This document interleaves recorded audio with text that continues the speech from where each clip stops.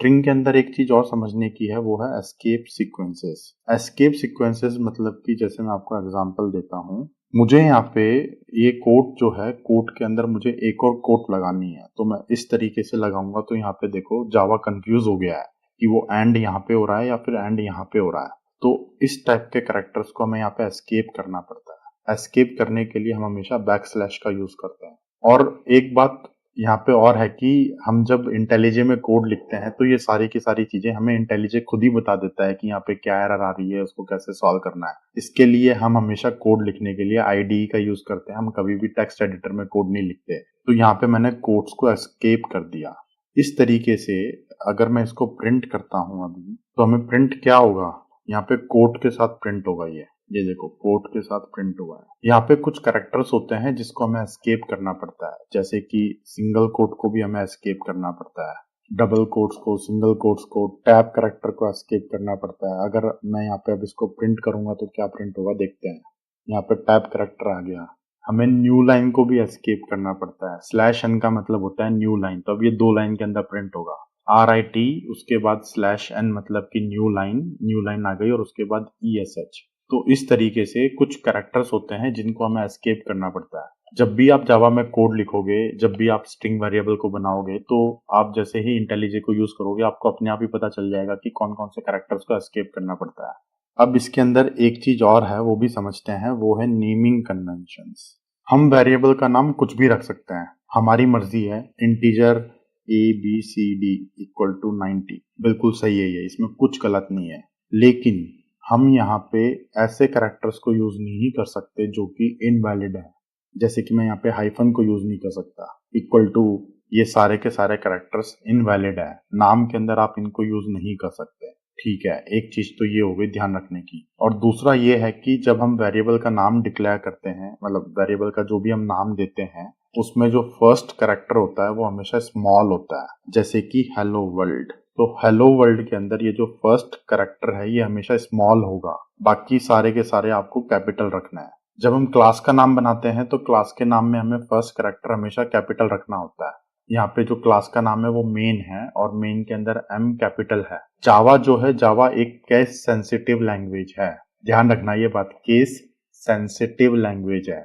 यहाँ पे आपने ये जो हेलो वर्ल्ड बनाया है ये बिल्कुल अलग है, और अगर मैं यहाँ पे एक अलग से हेलो वर्ल्ड बनाता हूँ तो ये दोनों बिल्कुल अलग अलग वेरिएबल्स हैं, सेम नहीं है। ये भी वैलिड है, ये भी वैलिड है, जावा को कोई दिक्कत नहीं है। लेकिन ये हमने कन्वेंशन बना रखा है कि जब भी हम वेरिएबल का नाम डिक्लेयर करेंगे, हम हमेशा पहला कैरेक्टर को तो स्मॉल रखेंगे, उसके बाद जो भी दूसरा कैरेक्टर आएगा नए वर्ड के अंदर उसको हम कैपिटल रखेंगे। जैसे हेलो वर्ल्ड जो है ये 2 अलग अलग वर्ड्स है, मतलब 2 अलग अलग शब्द हैं ये, तो दोनों शब्द को पहले वाले को स्मॉल रखना है, उसके बाद जितने भी आएंगे उसको आपको कैपिटल रखना है। अब इसने क्या बोला है कि ये आपने ऊपर पहले ही डिक्लेयर कर दिया, इसलिए इसने यहाँ पे एरर दे रखी है। मैं यहाँ पे अगर कोई भी अलग अलग शब्दों को यूज करता हूँ तो मुझे सबके नाम कैपिटल रखने हैं। जैसे कि मैंने यहाँ पे लिखा है hello world, my name is Ritesh, तो ये एक वेरिएबल का नाम हो सकता है, इसमें कोई दिक्कत नहीं है। लेकिन नेमिंग कन्वेंशन को हमें यहाँ पे फॉलो करना है, और नेमिंग कन्वेंशन को फॉलो करेंगे तो फर्स्ट कैरेक्टर हमेशा स्मॉल होगा, उसके बाद जितने भी अलग अलग शब्द हैं सबके जो पहला कैरेक्टर है वो बड़ा होगा। नेम का पहला बड़ा है, इसका I बड़ा है, रितेश का R बड़ा है, वर्ल्ड का W बड़ा है। फर्स्ट वाले को हमेशा स्मॉल रखना है। ये आपको वेरिएबल के नाम में भी करना है, ये आपको फंक्शन के नाम में भी करना है, हर जगह पे करना है, आर्ग्यूमेंट के नाम में भी करना है। क्लास के केस में आपका फर्स्ट कैरेक्टर हमेशा बड़ा होगा, बाकी सारे केसेस में आपका फर्स्ट कैरेक्टर हमेशा छोटा होगा। इसको हम बोलते हैं कैमल केसिंग। अब यहाँ पे एक कंसेप्ट और है, उसको भी समझ लेते हैं, वो है स्कोप ऑफ वेरिएबल्स। तो हमने ये जो भी वेरिएबल डिक्लेयर करे हैं इसका स्कोप क्या होता है, एक बार इस सबको डिलीट कर देते हैं, एम्प्टी हो गया हमारा ये। अब हम स्कोप की बात करते हैं। तो सबसे पहले एक ये मेथड है, मेथड के अंदर ये मेथड यहाँ से स्टार्ट होता है और यहाँ पे एंड होता है। इसके अंदर मैं जो भी वेरिएबल बनाऊंगा वो इसके अंदर ही वैलिड है, इसके बाहर वैलिड नहीं है। जैसे कि इंटीजर I इक्वल टू 10, तो मैं इस I को इस मेथड के अंदर यूज कर सकता हूँ, इसके बाहर यूज नहीं कर सकता। एक बार करके दिखाता हूँ आपको। मैं यहाँ पे I को यूज नहीं कर सकता। मैं यहाँ पे I बोल रहा है कि undefined, can not resolve symbol I, क्योंकि I को मैंने यहाँ ऊपर बना रखा है तो उसको मैं उस मेथड में ही यूज कर सकता हूँ। ठीक है, एक चीज तो ये है। और ये जो आर्ग्यूमेंट आते हैं आपको, पैरामीटर्स जो भी आते हैं मेथड के, ये भी आपको इस मेथड के अंदर भी वैलिड है, इससे बाहर ये आर्ग्यूमेंट्स वैलिड नहीं है।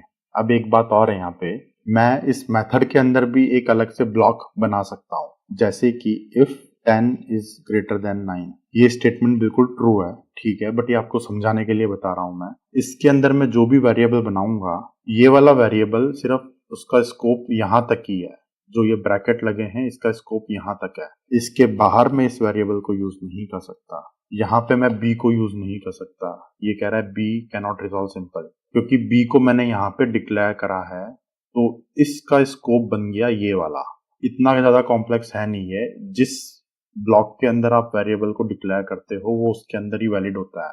अब ये जो आई है, जो आई वेरिएबल है, आई को आपने इसके बाहर डिक्लेयर करा है, तो ये आई इसके अंदर भी यूजेबल है। तो ये एक तरीके से नेस्टिंग है, मतलब ये आई जो है ये आपने बाहर डिक्लेयर कर दिया तो ये इसके अंदर भी वैलिड है, लेकिन ये बी को आपने इसके अंदर डिक्लेयर करा है तो इसके बाहर वैलिड नहीं है। बहुत ही सिंपल सी बात है ये।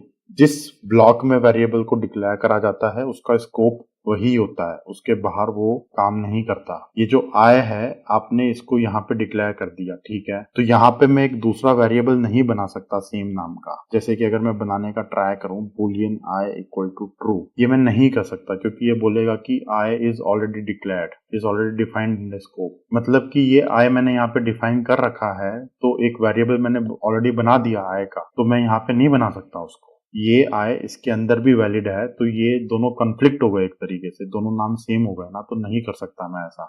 हाँ, लेकिन मैं आई की कुछ वैल्यू असाइन जरूर कर सकता हूँ यहाँ पे इस तरीके से। तो अब जब मैंने इसको वैल्यू असाइन कर दी तो क्या होगा, यहाँ पे 90 प्रिंट होगा आपका। देखो यहाँ पे हमारा कोड चला, सबसे पहले आई की वैल्यू 10 आ गई, फिर ये इफ कंडीशन ट्रू हो गई, फिर मैंने यहाँ पे बी को बना दिया जिसकी वैल्यू 10 आ गई, लेकिन आई की वैल्यू को मैंने यहाँ पे 90 कर दिया। तो 90 करने के बाद यहाँ पे आई की वैल्यू 90 आएगी, फिर हमारा ये ब्लॉक खत्म हो जाएगा और यहाँ पे आई की वैल्यू फिर से 90 ही रहेगी, तो यहाँ पे 2 बार 90 प्रिंट हुआ है। तो ये हो गया आपका स्कोप ऑफ वेरिएबल्स। अगर आपको कोई भी डाउट होगा इस, तो आप नीचे कमेंट सेक्शन में कमेंट कर सकते हो।